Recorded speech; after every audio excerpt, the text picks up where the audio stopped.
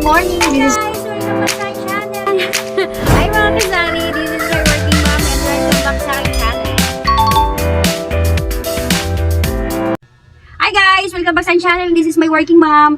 And for today's video ay pag-uusapan natin yung about sa utang, ano pa utang sa sari-sari store. Kasi kanina may pumunta sa akin, nagtatanong siya kung nagpapautang ba ako sa sari-sari store ko at ang sagot ko ay hindi. So i-explain ko mamaya kung bakit ko tinanggihan siya. Ago ang lahat guys, kung hindi ka pa subscriber sa channel ko, please do subscribe at hit mo na yung notification bell para always notified ka pag may bagong update sa aking channel. Ayan, pag-uusapan natin yung about sa utang. So yun nga, kagaya yung sinabi ko kanina, may pumunta dito na nagtatanong siya kung nagpapautang ba ako. So ang sagot ko ay hindi. Alam niyo guys, hindi may iwasan sa isang sari-sari store ang utang.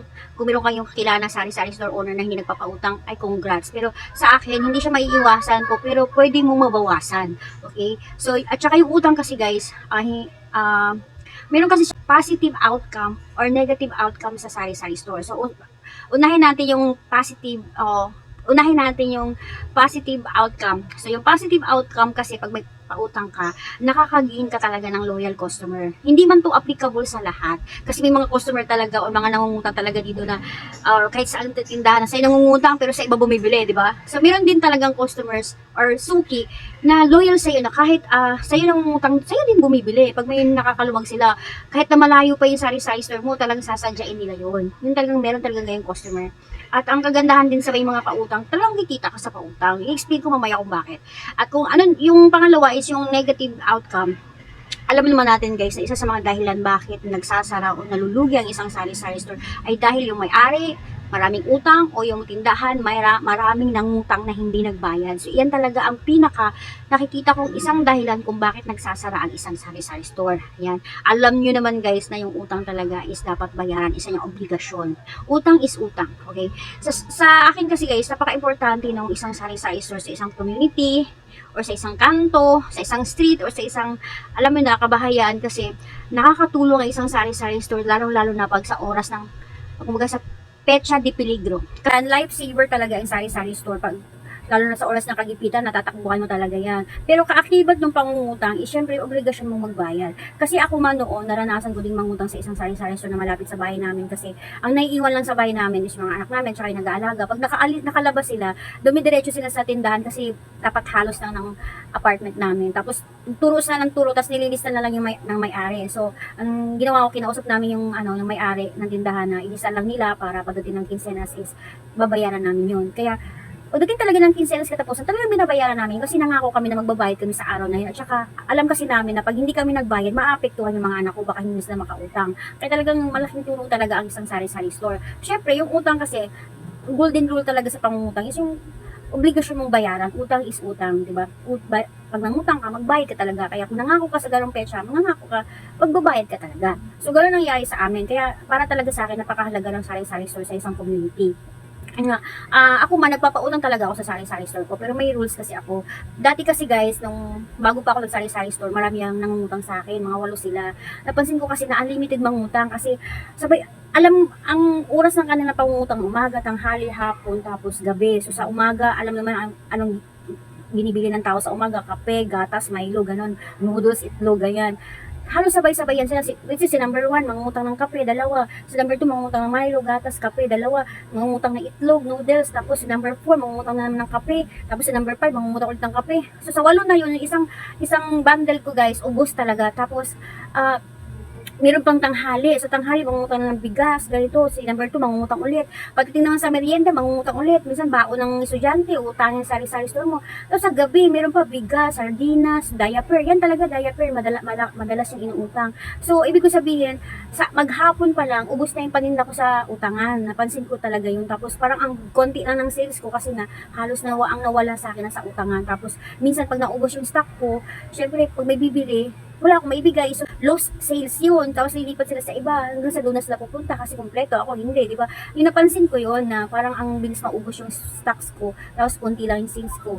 So, ang ginawa ko, guys, para hindi naman ako maagrabyado, hindi naman para mapaikot ko palalo. Kasi maliit na yung punan ko, mag-credit is good but I need cash. Kasi kung wala akong sales, hindi ko mapapaikot yung sari-sari store, walang akong paninda. So talagang naisip ko na kailangan mabago yung sistema dun sa sari-sari store ko. Kasi ginawa ko guys, nag-limit ako, ginawa ko 1,000.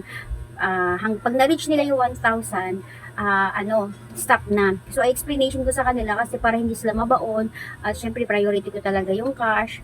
Tapos, ayun, nag-limit ako para maiwasan ko talagang maubos yung aking stocks.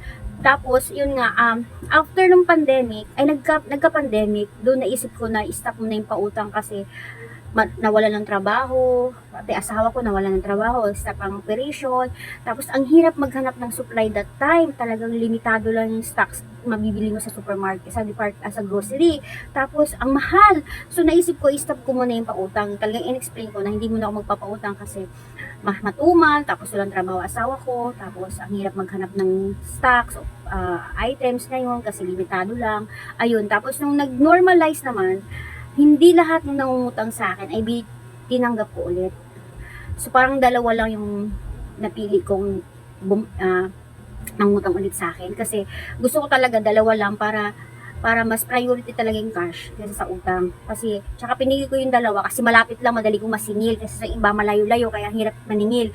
So, yung pinili ko yung dalawa lang. At actually, parang isa na nga lang yata ngayon. So, pag may nangungutang sa akin na alam ko naman good payer, ini-explain ko talaga na meron akong rules. Kumbaga, limit lang to 1,000, tapos meron akong piso per item. So, nadagdag. So, kung ayaw mo, okay lang. Kung gusto mo go, okay lang din. So, ganun, kung agree ka sa rules ko, di okay. Kung hindi, okay din. Ganun yung sinasabi ko. Meron akong 1 peso na additional kasi nga, pag nangutang sila, syempre, kinsenas katapusan. Minsan, hindi sila magbabayad ng full. Minsan, hati. Minsan, sa 1,500 na yung mabayad. Tapos, mangutang ulit sila. Kumbaga sa akin, parang, yung pera ko, o yung puhunan ko sa kanila, which is maliit lang talaga, yung puhunan ko sa kanila is, hindi gumagalaw kasi na-stack. Dahil hindi nila binayad ng full yung utang nila. So, ang nangyayari, nagtiinga yung puhunan ko, kung cash yun, napapaikot ko pa sana. So, bilang consequence, o bilang para maproteksyonan ko din yung anxiety store, nagdadagdag ako ng piso per item. Actually guys, natutunan ko yan dun sa dati namin inutangan si Kuya Banjo. Shoutout sa inyo Kuya Banjo. Kasi nagdadagdag talaga siya ng piso per item pag nangungutang sa kanya. Kasi yun yung katwiran niya. Tenga yung puhunan niya, hindi niya napapaikot. So, may dagdag piso siya. So, in-apply ko lang dito sa aking sari-sari store. Ayun. So, about dun sa babaeng nagtanong sa akin kanina, kung magpapautang ba ako, tinanggihan ko talaga siya guys kasi nangutang na kasi siya sa akin dati. So, meron na akong experience sa kanya na matagal siya bayad, mahirap siyang singilin. So, para hindi na ako ma-stress at ayoko na maulit yung ganong sitwasyon, hindi ko na talaga siya pinautang. Kaya tinanggihan ko, sinabi ko na hindi ako nagpapautang. Pero talagang nagpapautang ako, pero pili nga lang. Gusto ko dalawa lang. Kasi priority ko talaga yung cash guys, kaysa sa utang. Kasi, syempre, pag cash sales, madali mo nga paikutin sa store mo. Pag may nawala, mabilis mo mabili agad. Kasi meron kang sales, meron kang benta. Pero kung sa utang lahat, wala kang mapapaikot, mauubos lang yung stock mo sa sari-sari store mo. Kung ang i-priority mo is yung utang sa sari-sari store. Kaya sa akin, talagang kinokontrol ko yung utang sa akin sari-sari store kasi kumbaga priority ko talaga yung cash. So ayun, kanya-kanya tayo ng strategy sa ating sari-sari store kung paano hindi papalago ito. Pero para ka talaga sa akin, kung may tips man ako maibibigay is kagaya ko na maliit lang yung sari-sari store ko, talagang mas priority ko yung cash sales kaysa dun sa utang. Kaya naman dalawa lang yung limit ko sa utang kasi based dun sa aking experience, dun sa dati kong sistema kasi talagang ubos biyaya yung aking sari-sari store noon dahil nga sa dami nang utang sa akin. So, hindi naman ganun kahaba yung lubid ko para mag-abono. So, limitado lang din yung aking kapasidad, kaya naisip ko talaga na i-manage siya maigi at kontrolin siya para hindi ako mahirapan. Kasi ngayon, mas okay siya dahil kung ano yung benta ko, na bibili ko agad, na re-replenish ko agad yung mga nawala kasi mas maraming benta kaysa dun sa utang.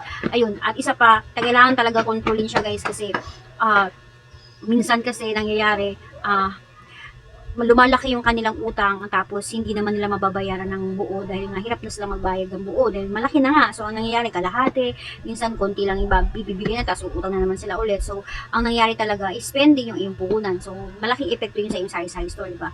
Tapos yun nga, kung hanggat maaari huwag kang magpautang ng alak o sigarilyo kasi unang-una malaki ang puhunan dyan tapos hindi naman agad nababalik sa iyo yung puhunan mo. Pangalawa, syempre bisyo yan. Kung kaya mo mag-bisyo, kaya mo mag-provide ng pambayad. Oh. So, yun lang. Yun yung katwiran ko guys. So, depende naman talaga, kanya-kanya tayo ng strategy sa sari-sari store, pero yan lang din yung may bibigay kong tips para kahit papaano hindi mapunta sa wala yung mga pinaghirapan mo. So, ayan. Ayan guys, that's it for today mga mame, mga kasar. Sana ay nagustuhan nyo yung vlog ko sa inyo at mga na-share ko sa inyo about sa utang. Actually, utang is good but I need cash. At ang utang ay dapat bayaran. Isa yung obligasyon. Para makautang ka ulit. Pag hindi ka magbayad, wala ka walang utang. Pag hindi magbayad, walang utang ulit. So, ganun lang yun. Ayan guys, sana po ay nagustuhan yung vlog ko for today. Sana po ay may natutunan kayo mga kasangars. At muli, this is my working mom. See you again my next one. Bye!